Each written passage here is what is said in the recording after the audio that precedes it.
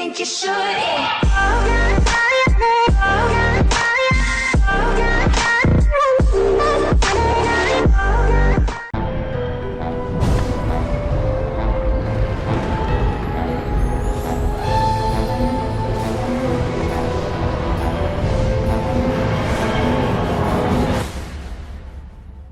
Welcome back to this week's episode of Whoscussion. We're going to be doing World Wide Web followed by Death in Blackpool, which are Lucy Miller and 8th Doctor stories, and finish it up with The Warren Legacy, which is a short trip featuring the 4th Doctor, as read by our favourite Tom Baker impersonator, Stephen Critchlow, and Romana, I believe the first, considering how he describes the dress.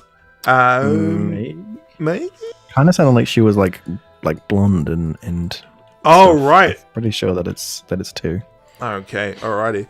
Well, World Wide Web takes place after the last 8th Doctor story we did, which was the 8 Truths, following Lucy's takeover from the 8 Legs and becoming the Queen of the 8 Legs. And this picks up right after that story. The 8 Legs have decided to pull out their ace up their sleeve, or their mini sleeves if they wore clothes, and they decide to use the stellar manipulator to kick over the Earth, basically. And we find out in this story something very interesting about the stellar manipulator, which I think will actually pull into our later Doctor Who adventures in part 8. So the head hunter is working with the 8 Legs. She's made sure to not get possessed, and she's like, that's part of my deal. And the Doctor and Kelly team up with the original leader of the church. I can't remember his name now. It doesn't really matter, does it? No, it doesn't. I think it was Clark Goodman, I think. But yeah, it is. Clark Goodman. So Clark Goodman's like, hey guys, I got overthrown from my own church by Lucy. And the Doctor's like, oh, hey, cool. This is my friend Kelly. And Kelly's like, I probably would have made a great companion. And I'm like, yeah, I agree with Harriet Skelly there. He really would have. He would have made a great companion. So they all start getting together, and Karen is like, hey, I don't want to get possessed by a spider. And the head huntress is like, you need to get possessed by a spider. And she's like, I'm tapping and gapping, guys. So she runs out, and she goes and joins up with the Doctor as well. So we've got Doctor, Karen, Kelly, and Clark Goodman. And they're like, sweet, we're going to go. And they head off to go sort everything out. And as this happens, the 8 Legs use their master plan and create this sort of wave that goes around the Earth and tells everybody that 8 Legs are great. And yeah, correct. The Doctor is like, hey, I'm gonna help you guys out and stop you from getting taken over. And the Doctor gets pretty munted because of that, and he's like, okay, I need a feed. So they go to McDonald's and get a feed. They don't actually say it's McDonald's, but I mean, you can pretty much guess. And it's great because I've brought this up previously in Whoscussion, but I absolutely love when the Doctor is like in a car with people doing like just normal everyday stuff. It's funny because like I'm pretty anti the Doctor being earthbound, but when he is on Earth and he's doing like just normal stuff, I don't know what it is. It's just this idea of this like demigod, like in the drive-thru at McDonald's. Like, how great is that? So he's in the drive-thru at McDonald's. He's giving himself a munch, and they're like, "Praise the 8 Legs." And she's like, "Hang on a tick, aren't you their sworn enemy?" And it's like the most. The 8 Legs. And then I'm just like, we need to go now. Kelly. So there's this mob around the facility. And Kelly's getting caught up in the mentality of the wave, and Clark accidentally runs her over. Oh yeah, and kills off. I really enjoyed this character. So she dies, and Karen is like, "Is she dead?" And the Doctor's like, "Yes, Karen. Look at how not alive she is. Means she's dead. Look at her not aliveness. Yeah, she's fully dead. She's fully dead. Thanks, Karen. You're a real smart cookie there, kid." And so the I doctor's think you like, could have been a dictator of the entire planet. yeah. Like, actually. So the doctor's like, cool, I want to sort this all out now. And he's like, okay, Clark, I need you to go be a distraction while I get into the sanctum, basically. And during this, we find out that Lucy has been put away into the back of her own mind, and she, being Lucy Miller, is like trying to sass the Queen, and the Queen's like, I'm gonna sass you right back. So they have a sass battle, and it's great. And the Queen's like, I'm this ultimate powerful being, and she's like, yeah, I don't care. She's like, I don't care at all. She's like, you know how you've possessed me? And she's like, yeah, that was really dumb because my best friend is the Doctor. And they're like, oh, and the Queen's like, oh, well, I could probably defeat him. And she's like, you know you can't. And the Queen's like, how many times have you tried now? Yeah. And the Queen starts freaking out. So she's like, oh, sweet, I've got a backup plan. And it's like, oh, yeah, and I'm going to put you in my backup plan. So Lucy's consciousness gets pushed into a version of heaven.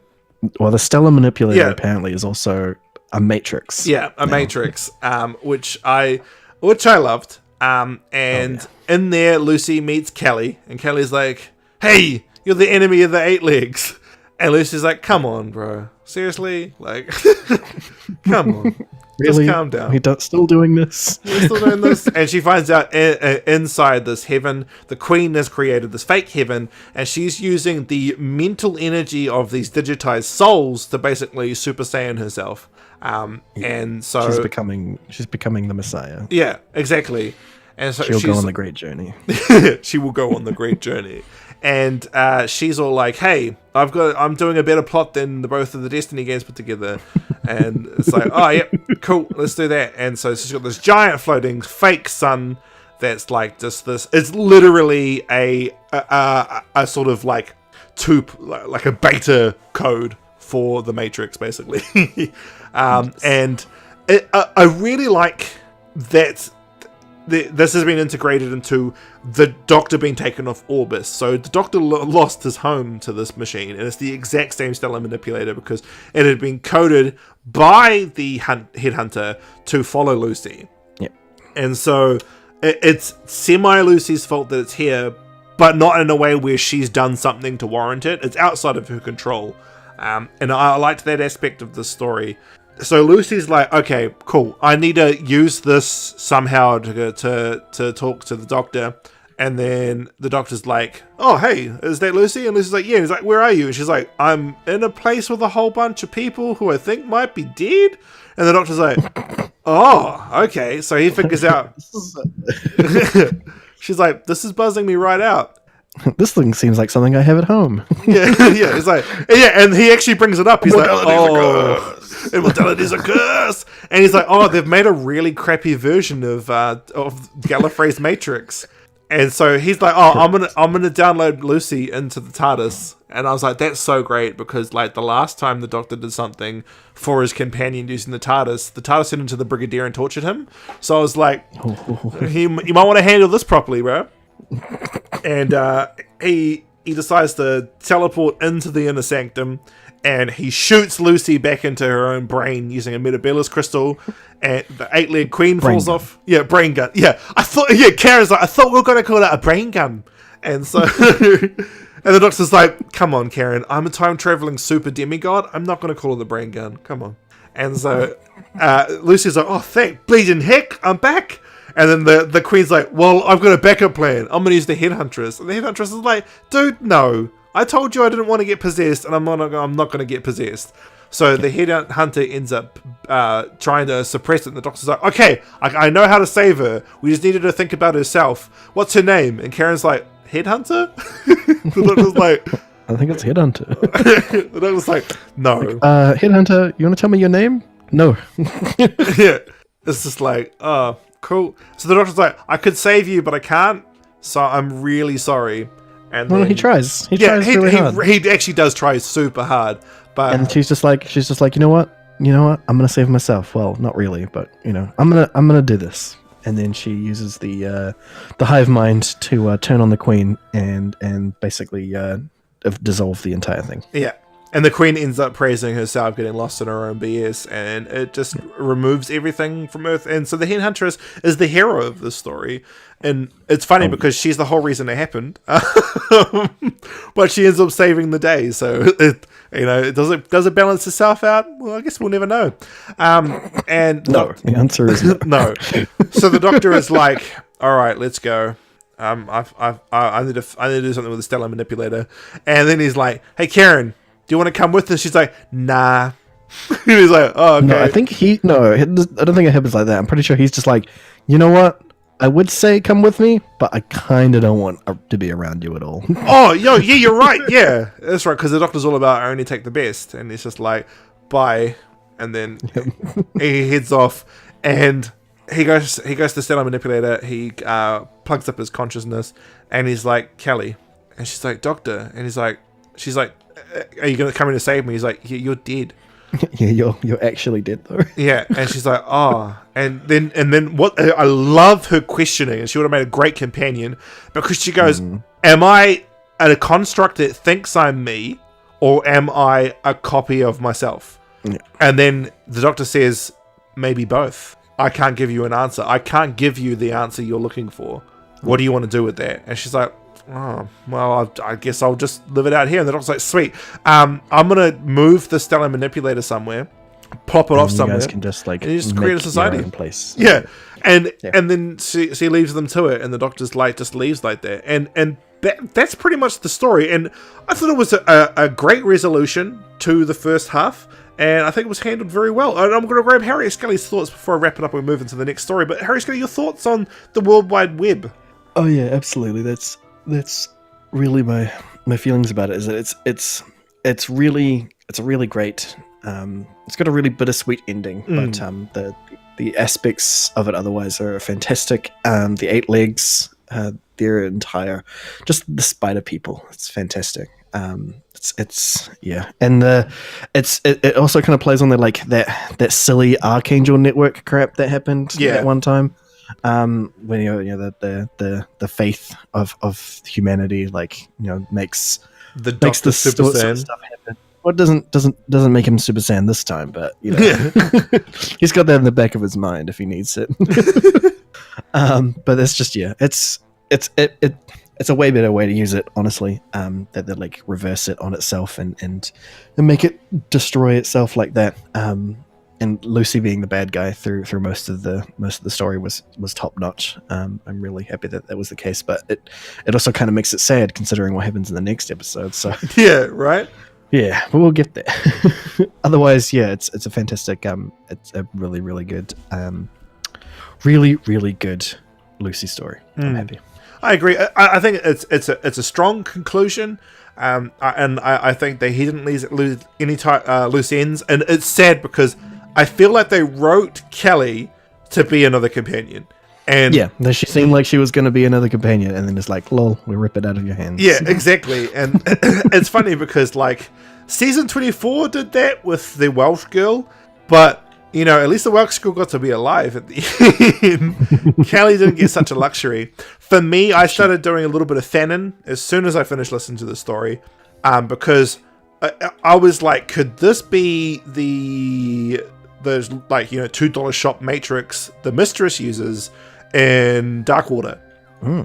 Because I mean, like, she has a fully functioning matrix, and I was like, she does, but this is not really a matrix. It's kind of it's a big ball of sun. Yeah. That looks like exactly. A sun that is also acting as a form of matrix. Yeah, so it couldn't be the same, but I love that more and more recently, Whoscussion, us as a team, we've come across these digital afterlives quite a bit, and I think outside of the like really crappy version humanity comes up with, I love that in the far future humanity comes up with that crappy one with the glass people. Yeah, it's so crap. People. We just sort of show up in time and then just take a copy of their brain and then let them die. We know that they still die and they still go to a bad place, but we don't really care about that. We're going to copy of them. So, I mean, it's sort of good. Whereas, like, Gallifrey literally stops you from going to the void. Like, yeah, like they literally pick up your soul and put it somewhere so that you don't die. So, Yeah, but now glass people, right? And I do love that because it shows that even in the far future, Time Lord tech is still almost deity level. I really do like that aspect, that they haven't watered down, the sort of the majesty of Gallifrey. Yeah. The thing is that obviously at some point humanity does get to the point where they're able to have a matrix, but they just it wasn't that point. No. In the year 5 billion, we still hadn't quite got it right. Like, yeah. But which is weird considering we literally had one on our planet, that one time. That one time. Yeah, what happens to that? Because there is no way on hell the Doctor is going to leave that there. There is just no way. He won't leave Earth with the Matrix. He either left it there and Unit's done something with it, or it's he's taken it. So, yeah.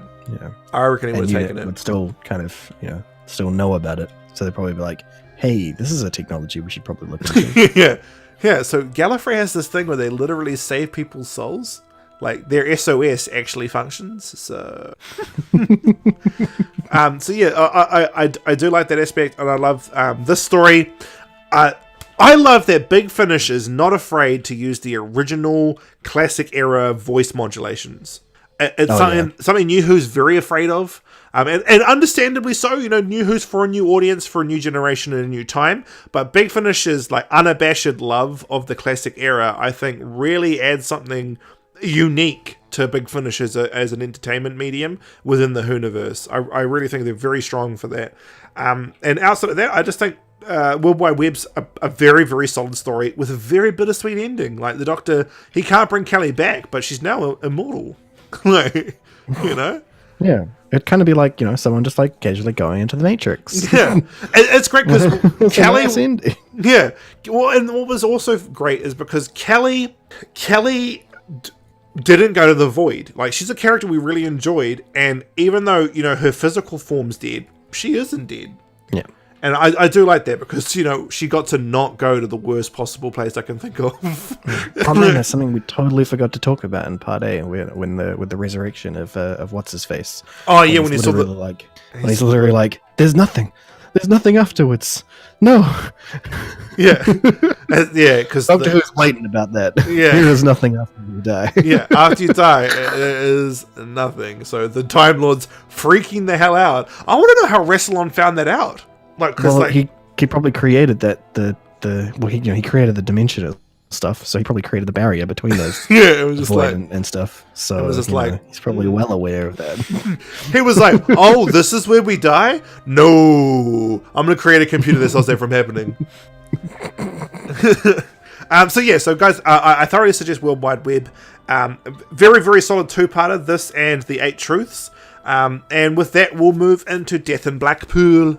All right. So, the end of this episode, the end of the first one we're talking about just now, the web, very end of it. They're like, hey, we don't want to do something just like finally have a break, have a relax. It's probably not going to happen, but let's try for it anyway. Let's go off and do something just like tame, usual. And Lucy's like, hey, let's just go to Christmas in Blackpool. Nothing crazy happens there ever. And I was like, yeah, right. So that's what happens. They go to Christmas in Blackpool. At least that's where they aim to go. So they aim to go there and then get pulled out of the vortex, but still manage to end up pretty close to Blackpool at Christmas time. So it all works out in the end, basically. Yeah. For them, somehow. It's interesting. But anyway, they're there. And Auntie Pat's there. I mean, the Zygon that turned into Auntie Pat. Yeah. Yeah. At least that's what we know. But anyway, so she's there and is like, hey, Lucy and people, what's up? Like, hey, it's Auntie Pat. Hey, she knows that we were around her when we were in the past. I mean, this is her, so she knows. Yeah, it gets confusing. But anyway, they're like, Lucy's like, hey, tell me everything that happened between when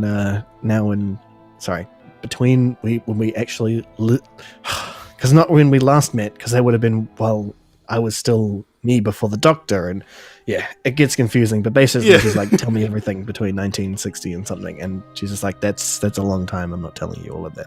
And you were there for most of it, so don't even do that. Anyway. Yeah, exactly right. Like there's so much I don't have to explain because you were there. You were actually there. But anyway, it's pretty funny. They're a nice little reunion, and they're basically like, hey, let's go to Blackpool for Christmas, and it's gonna be all good. And it seems like it's all good. So they're all there. They're on their way to Blackpool because they're actually close by, not particularly, not actually right in it. So they get in Pat's car and start driving over there.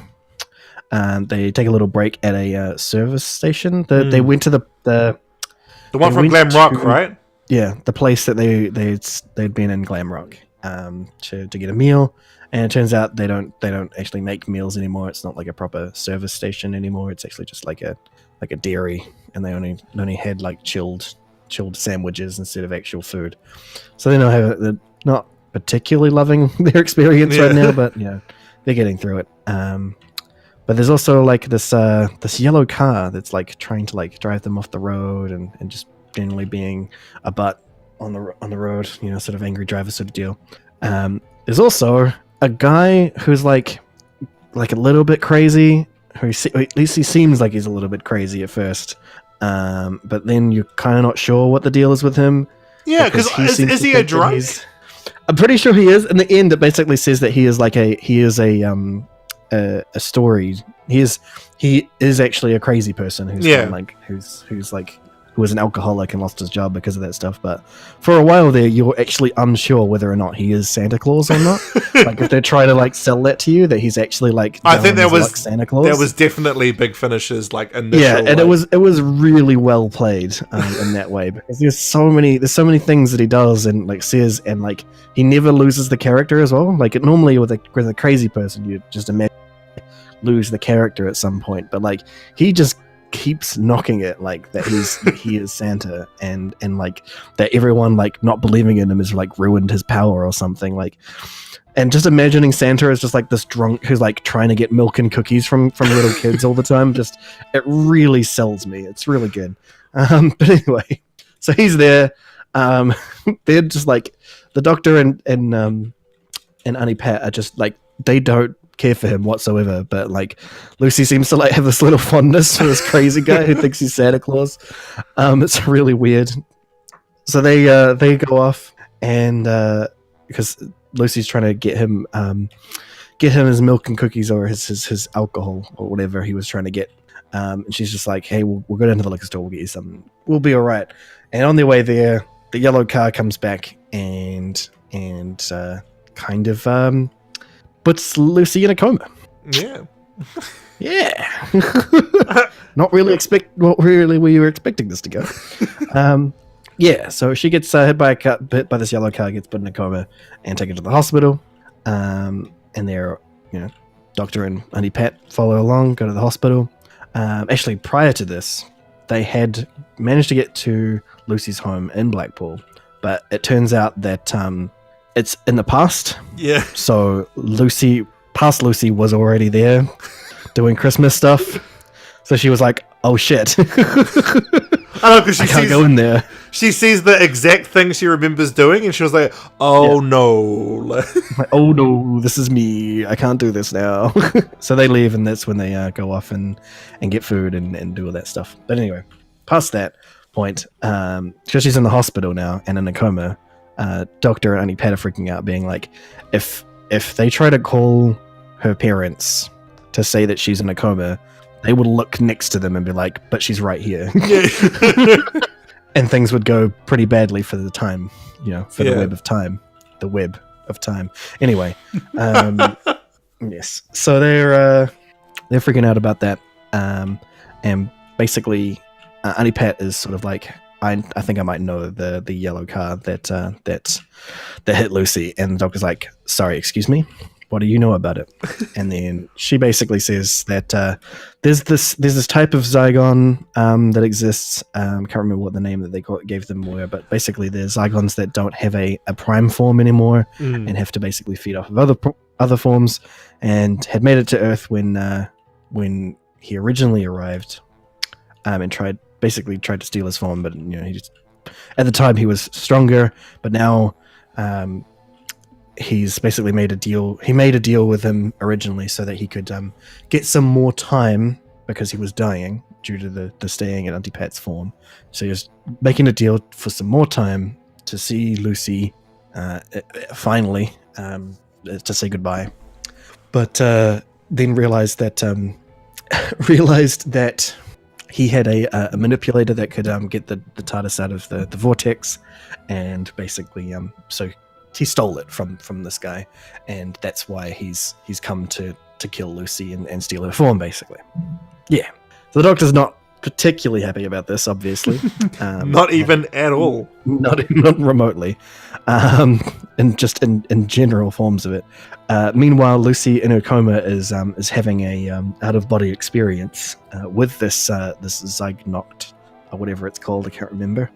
I think you were right. I think it's a Zygonoct. Yeah, something like that. And it's like taking the form of one of the guys she saw at the service station. So she thinks that she's just hallucinating or doing something because of the coma that she's in, and he basically explains, no, I'm actually an alien, I'm going to steal your form. But he tries this creepy porter for a long time. He tries to be like a porter, to say that he's a porter, that he's shifting people around, and she's this great what's the word for it? This great supernatural undertone where he's I'm basically like the Grim Reaper sort of deal. You need to pass on sort of deal. You're dying. That's why you can't hear anything. This is a different plane of existence. So we're all about sight, not sound. And then she's like, but I heard Auntie Pat speak, and he's like, oh no, that means that your Auntie Pat's nearly dead too. And she's just like, what? No. Not the mind, bro. All that crazy stuff. But then there's also this great I think it's supposed to be part of an ad break sort of deal. But basically, just before it, he says that the reason why there's the woman in white, the screaming, what's the word that I'm looking for here? The Banshee. The Banshee. The reason why the Banshee wails is not as a warning. It's because it screamed at hearing your voice, sort of deal. It's a really nice little myth thing that's going on there, and it's said way better in the story than I say it. So just listen to it. Anyway. It's so good. The performance from the actor playing the Zynog is incredible. It is fantastic. He is a fantastic character, and later on it gets even crazier when he's literally strangling the life out of Auntie Pat. But anyway, the word is that he forces her to overhear the Doctor and Auntie Pat talking about the fact that they lied, and that Auntie Pat is not Auntie Pat and is actually the Zygon. So she freaks out and is kind of willing to give over her body now.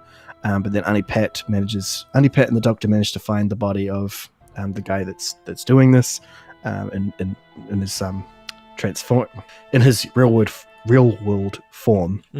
So Auntie Pat's able to go inside of that realm and basically convince Lucy to not give up. Basically by slyly saying that, slyly making her give a speech back to Pat. So basically, Pat's like, I accept my fate. And Lucy's like, no, you cannot. You can't accept your fate. Blah, blah, blah, all these reasons. And then it's literally convincing herself to not give up, which makes her leave the realm. It's perfect. It's great. Fantastic storytelling. Anyway, so we go from there to...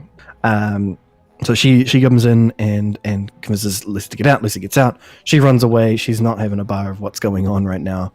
But in the realm, the Zygonaut is literally strangling Pat to death to take her form, which is fantastic piece of audio, just amazing. He's so scary. He's so scary. It is fantastic. So he does that and takes Pat's form, and then outside the Doctor's trivia questions to try and basically, obviously trying to check to see who it is, because he's not falling for what whatsoever. But then basically is like, yeah, the only reason I was doing that is because I was just trying to confirm whether or not I wanted to save you or not. Right? It's so like, the doctor's like, I'm not going to save you. But basically it's because just before she went into this realm, she injected herself with a saline solution which kills Zygons. So now that he's stolen the form, he gonna die in that form. And the doctor just sort of sits there and lets him die.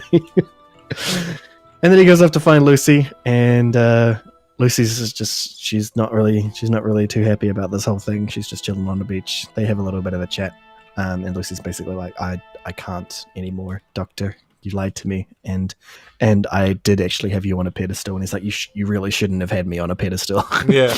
And she's like, it doesn't matter, I did, and now you've ruined it, so I need you to go. Yeah. And he's like, okay. Gets in the TARDIS. Because I love that. He's just like, I'm not a god. I'm not Superman. I don't have X-ray vision. I'm a man. Yeah. And men make mistakes. She's just like, but you have a TARDIS and you know all these things and you've got a time and space machine and I had you on a pedestal. And he's like, it doesn't. No. Yeah. That's your own fault. So yeah, that's basically it. He gets in the TARDIS and goes, and Lucy's like, yeah, I remember the Doctor. And she remembers him without this failing that she blitz on him, basically. Yeah, because he dropped the ball. Well, it's only fair. Yeah, and the thing is, I mean, the Zygon that became Auntie Pat was trying to fix the timeline, because the Zygons, they know about the web of time. They're not time travelers, but they know about it. So he's like, I need to be Pat so that Lucy can have memories of Auntie Pat. Yep. So, and the Doctor's like, yeah, fair, cool. I hope we don't get found out. And they get found out in the worst possible way, because Big Finish actually has it. Big Finish has a backbone, and they are not afraid to use it. Indeed. And like, it's great because like the Eighth Doctor is able to fail without crying, and it's something 10 can't do. It's so crazy. And like, because 8 fails hard and frequently. Oh, yeah.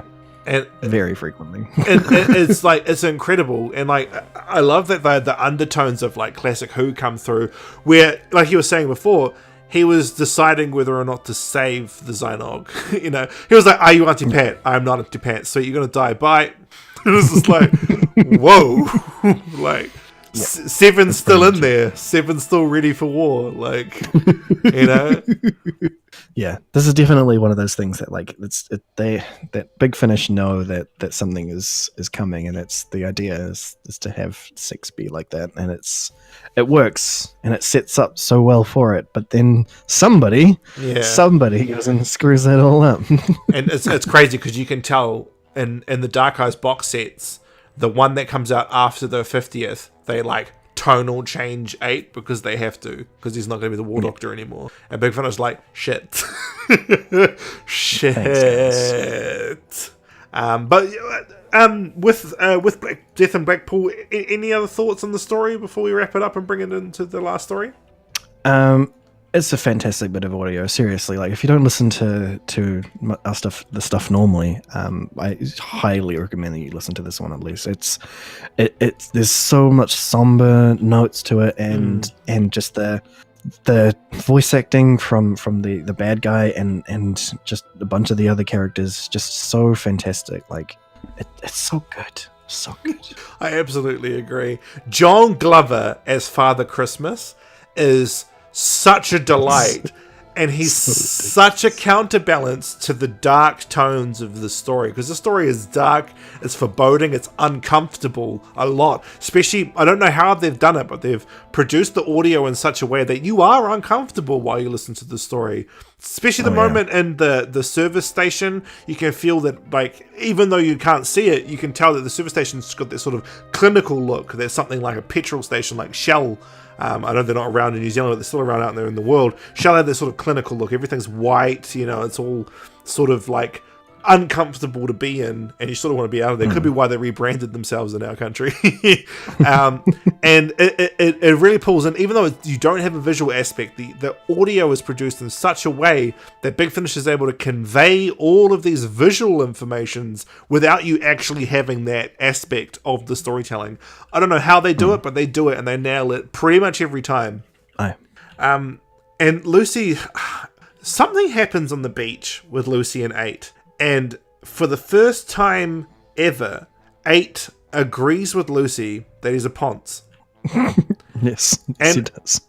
It's just like how did Big Finish do it, man? I don't know how they did it, but like that was such a beautiful character moment because he always refuted that.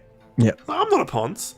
But at the end, when he offers Lucy his jacket, she's just like, I don't want to be walking around looking like, and he says to her, himself, a Ponce. like a Ponce. Yeah. And I was just like, wow, Big Finish. Just, like, the Doctor is deflated. And Yeah, he is. Big Finish do deflated Doctor Who so well. It reminds me of, like, when Five told Tegan and Nyssa, never, ever ask me to change the timeline ever again. Yeah. And it had that same sort of air to it where the Doctor, he cannot win this situation and he desperately wants to. Aye. It's a Big Finish, man. Like, we've become broken records at this point, but they really have a knack for storytelling. I've listened to the Terrorhawks run. They gave out some free Terrorhawks audio a couple of months ago. I think it was just before Christmas, actually. And that was great. I never even watched Terrorhawks as a kid, but I saw the concept art and I could see the characters without even having like a nostalgic connection. So outside of Doctor Who, they are still great storytellers. And it's just wow. No wonder the medium still thrives in England. They've got a channel dedicated to this stuff. It's BBC Radio 4. And like, nice. Mark Gatiss still writes heaps of BBC Radio 4. Like, he loves writing audios. And he's pretty good, to be honest, which is weird because why don't you bring that to TV, Mark? Please. Please. So with that out of the way, guys, we're going to jump into the Warren Legacy, which is our 4th Doctor. And looking at TARDIS Wiki, it is Romana 1. But I think Harry Scott is right in saying that there is a description goof. Yeah, because it definitely seems like it's the first Romana, the second Romana as well. Like, it just feels like her, the way that she speaks and the way that the whole thing goes down. Because Romana 1 would not have taken, when 4 kind of gets her to shut up, Romana 1 wouldn't have done that, in my opinion. Yeah, exactly. Because Romana 1 doesn't care for the Doctor at all. No. They don't get along, and I love that aspect of their relationship because she's like, I actually graduated and you barely scraped by, and that's palpable. Whereas Romana 2 totally married him. So. Yeah, like, actually totally married him. That's so weird. And it's funny because like when I first watched 4th Doctor's run, I was like, those two kind of feel like they've got something going on, and then I read up about it and I was like, they did. They indeed did. So the Warren Legacy has a cold open with a gentleman who pretty much hates the planet he lives on. He's a governor of an Earth colony, and he's not having a good time with his position, people within the colony, especially this one gentleman who wants to change the law so that governors don't really have the sort of social standing that they do at the moment. And he's pretty anti-changing, there are people who are afraid of change, which I don't watch Doctor Who if you're afraid of that. Don't watch it. So it is interesting because there's a very human element to this character, and his failings as a human are the sort of the catalyst of this story. So we have the governor. He's greeted by these 6 creatures. They call themselves the Quell. At first, when I listened to it, I had to re-listen to it when he first said it. I was like, the Quill? Really? A class crossover from Big Finish? But no, they're called the Quell. And thank goodness, because I don't think even Big Finish could save that, to be honest. I mean, not at this stage, no. But no. They could have. they could have. And the Quell come to him and say, what do you want? And he's like, I want you to kill this guy. And they're like, cool, all right, but we're going to kill your firstborn. And he's like, what? And then he sees 7 people, and he thinks to himself that he always saw 7 people, and he never saw 6. And I love that delivery because, like, the moment he makes that contract, his memory is changed to he always saw 7 people. So it's like that, like they give you this hint of the conclusion at the beginning, and though foreshadowing I think can be handled poorly, I don't think that's the case here. Oh, absolutely not. Yeah. That's fantastic. And so the doctor turns up one day and is completely drenched from head to toe, and walks in and he's like, "Hello there." And they're like, "Hey, what's good?" And he's like, "We need to talk to you about your family." And so the fourth doctor and Romana hear about the story of his lineage, and then it was like, "Sweet, cool, all right, catch you, cool, catch you later." And then the doctor and Romana go around pretty much stopping the Quell contracts from happening in this family's history. And so he turns up at the last Warren to ever have a child, and to not have a child. Sorry, so he's the last in the entire family because he will never ever reproduce.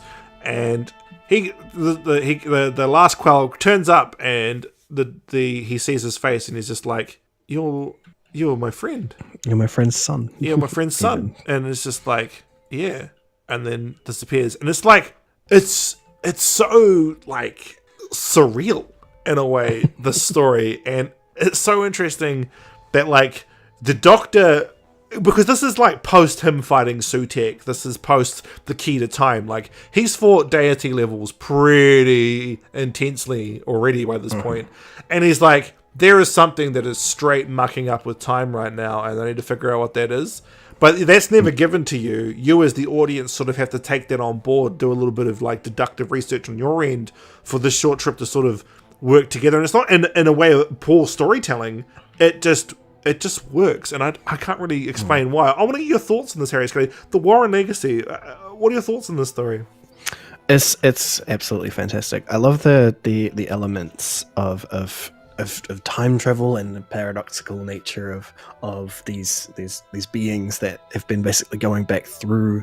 They've been going back through this guy's lineage, basically making it so that he doesn't exist. But by doing that, they've just been trying to like remove the line entirely, and it basically each quill that exists is the one that was never born, is the person that was never born as part of this pact that's been made.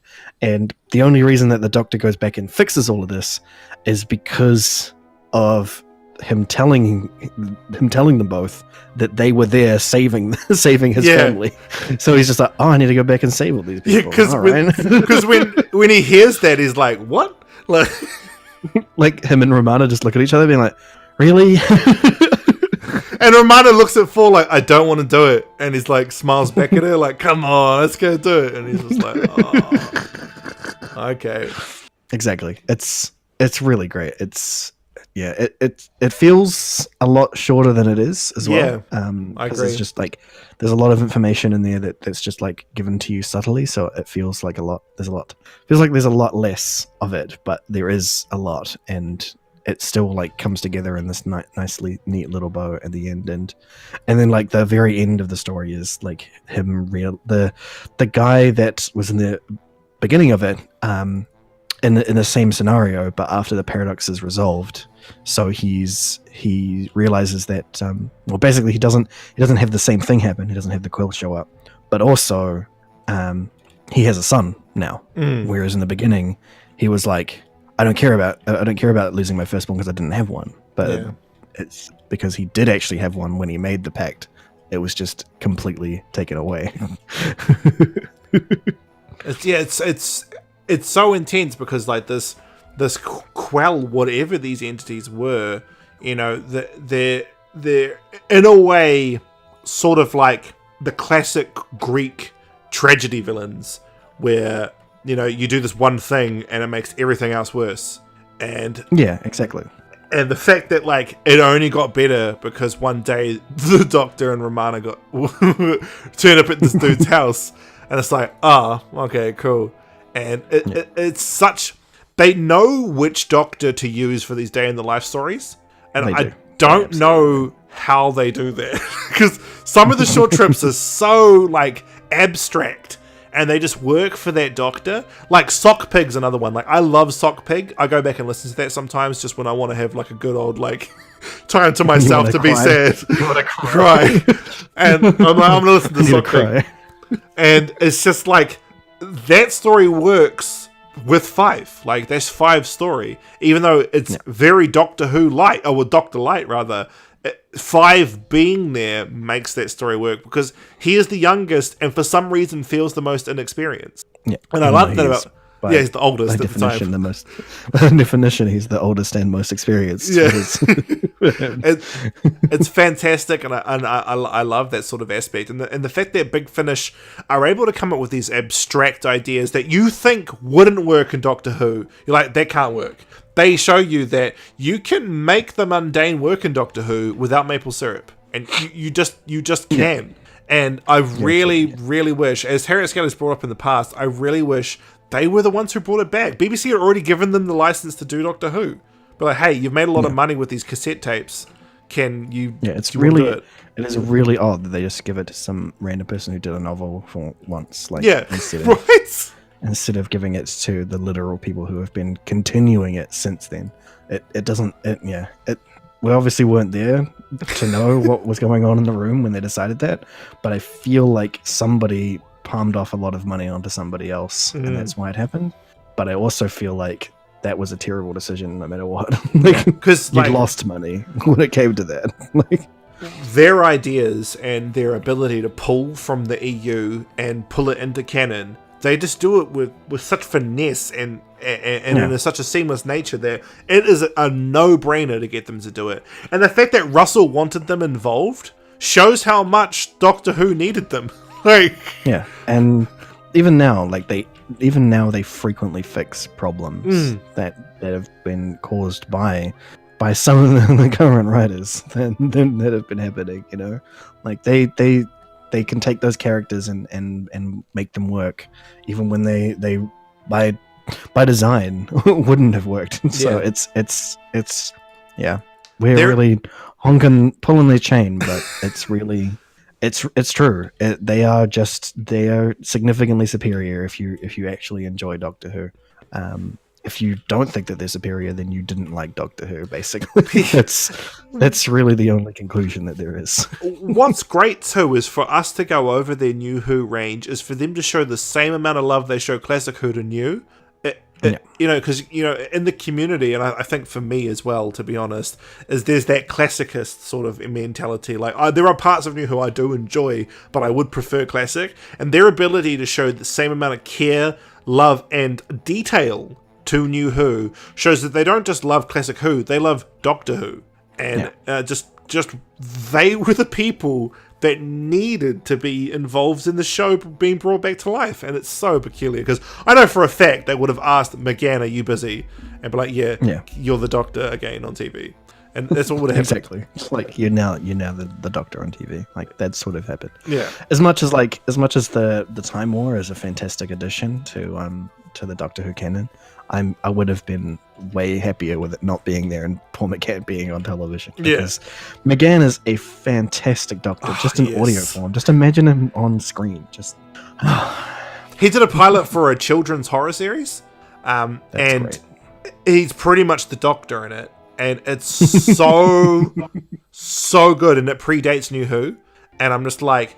But the fact they didn't bring him back, like, even if the Time War still happened and it was like a battered, weathered 8, and they brought him back just to connect New Who to old, even though they're going to regenerate him at the end and bring in exactly. Tennant. Like, if they had the pilot was just 8 turning into 9, would have been pretty great. It's just like, oh man, it's like, and it was funny because like Russell really wanted McGann to become 9. Yeah, like, he did.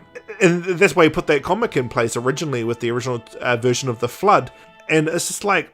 Man, I wish that it had happened, because like the 50th with the idea, like, as much as I love John Hurt and rest in peace, like, just 8 being the War Doctor, man, just it doesn't. Yeah, the whole thing doesn't suit that. But yeah, it's there's been a lot of poor decisions around New Who, and when it comes to Big Finish. They're the only great decision, really, when it comes down to it. They frequently prove that they were the better choice in a lot of ways, and it's the treatment of Rose is fantastic. Bad. Exactly. Yeah, they fix another terrible character. Because she's bad. But guys, that's us for this week. It's so refreshing for us to have like a shorter Whoscussion, and I think this comes because like we are at a point where I think the stories are going to get more solid. Exactly. And just the storytelling is going to get more cohesive. And I'm really, really looking forward to where we go next week. And we'll catch you then.